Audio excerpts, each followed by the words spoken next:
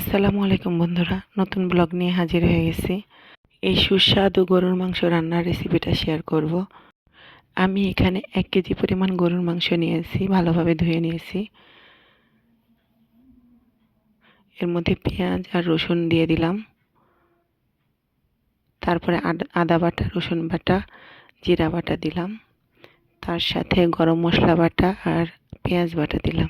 লবণ, পরিমাণ মতো লবণ, মরিচের গুঁড়া ও হলুদের গুঁড়া সব কিছু দিয়ে ভালোভাবে মাখিয়ে নিব। হাত দিয়ে কষলিয়ে কষলিয়ে মাখিয়ে নিব, যেন প্রতিটা মাংসের মধ্যে মশলাগুলো ভালোভাবে ঢুকে যায়। হাতে মাখিয়ে মাংস রান্না করলে অনেক মজা হয়। খুব ভালোভাবে ম্যারিনেট করে নিব। এভাবে ম্যারিনেট করে আমি আধা ঘন্টার জন্যে মাংসটা রেস্টে রেখে দিব, তাহলে মশলাগুলো ভিতরে ঢুকে যাবে। হাত দিয়ে ভালোভাবে মেখে নিচ্ছি, নিয়ে রেস্টে রেখে দিলাম। আধা ঘন্টা পর ফিরে আসব। আধা ঘন্টা পরে আমি আমার এই মাটির হাঁড়িতে আলুগুলো ভালোভাবে ভেজে নিচ্ছি। বড় বড় করে আলু নিয়েছি। নতুন আলু মাংসতে দিলে সেই আলু খেতে খুব মজা লাগে। আর এই শীতের সময় নতুন আলু খুব ভালো লাগে। আলুগুলো তুলে নিয়েছি। তারপরে পেঁয়াজ কুচি দিয়ে দিচ্ছি। পেঁয়াজ কুচিগুলো হালকা বাদামি হলে তার মধ্যে মাংসগুলো দিয়ে দিব। এই যে নাড়াচাড়া করছি। আমি সব রান্নাই সরিষার তেলে করি।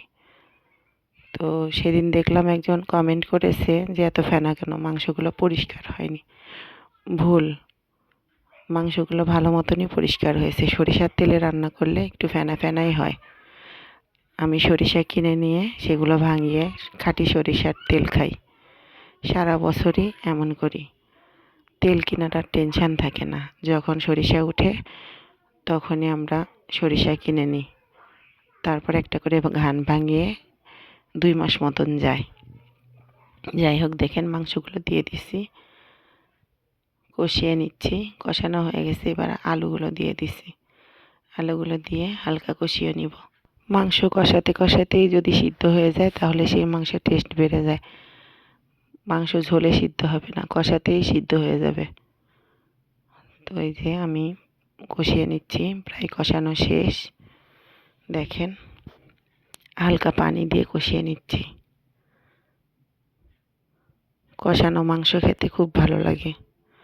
ছোটোবেলা থেকে কষানো মাংস মা উঠিয়ে দিত, আর আমি সেটা খেতাম। কিন্তু এখন এত মাংস রান্না করি, কিন্তু সেই স্বাদ আর পাই না। বয়স হয়েছে সেজন্য, নাকি জিনিসের স্বাদই নাই, আমি বলতে পারবো না।